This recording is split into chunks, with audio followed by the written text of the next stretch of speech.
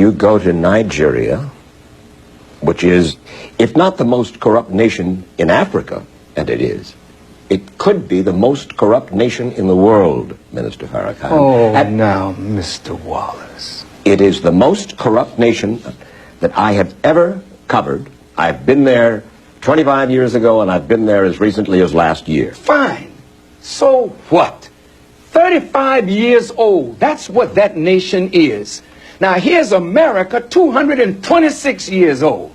You love democracy, but there in Africa, you're trying to force these people into a system of government that you just have accepted. 30 years ago, black folk got the right to vote. You're not in any moral position to tell anybody how corrupt they are. You should be quiet and let those of us who know our people go there and help them get out of that condition. But America should keep her mouth shut wherever there's a corrupt regime, as much hell as America has raised on the earth. No, I will not allow America, or you, Mr. Wallace, to condemn them as the most corrupt nation on earth when you have spilled the blood of human beings. Has Nigeria dropped an atomic bomb and killed people in Hiroshima and Nagasaki? Have they killed off millions of Native Americans? How dare you put yourself in that position as a moral judge? I think you should keep quiet, because with that much blood on America's hands, you have no right to speak. I will speak because I don't have that blood on my hands. Yes, there's corruption there. Yes, there's mismanagement of resources. Yes, there is abuse. There's abuse in every nation on earth, including this one. So let's not play holy to moralize on them. Let's help.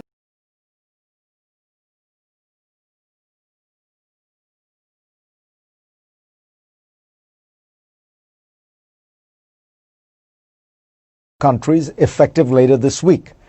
The new countries include Kyrgyzstan, Myanmar, and 4 African nations. One of those is the continent's largest economy and its most populous country, Nigeria. Officials justify the ban on the basis of national security concerns.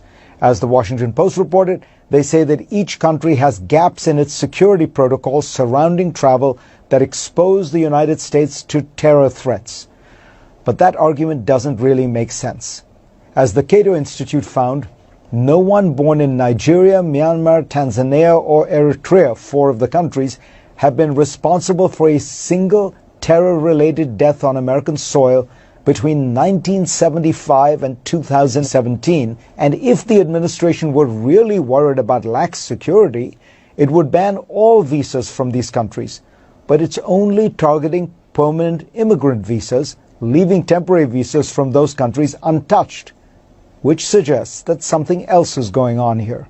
Last year, when Trump unveiled a new immigration plan, White House aides told the Washington Post that Trump wanted high-skilled, well-educated, English-speaking immigrants who could assimilate easily and give back to the country.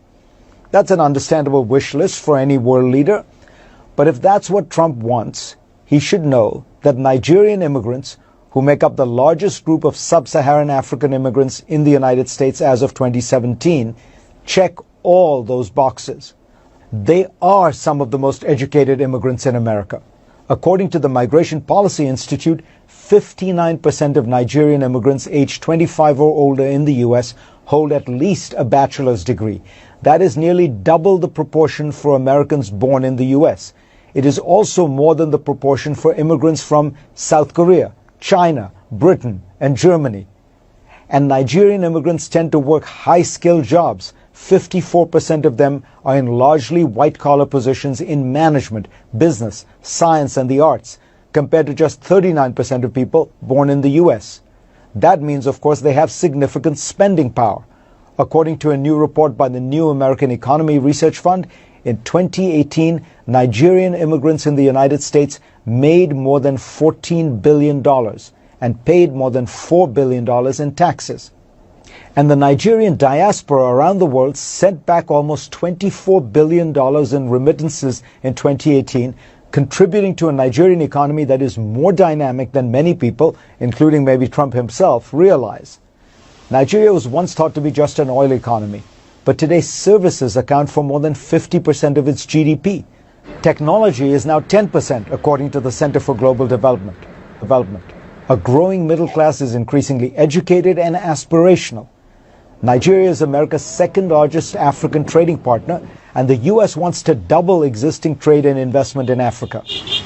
As the former ambassador to Nigeria, John Campbell, notes, that goal, taken alongside the ban, amounts to, quote, policy incoherence, unquote.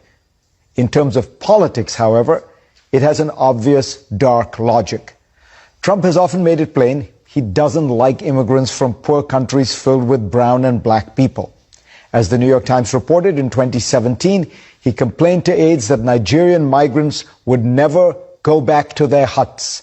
The next year, the Washington Post first reported that in a meeting with lawmakers, he said he wanted more immigrants from Norway and fewer from Haiti and African nations, or as he famously dubbed them, shithole countries.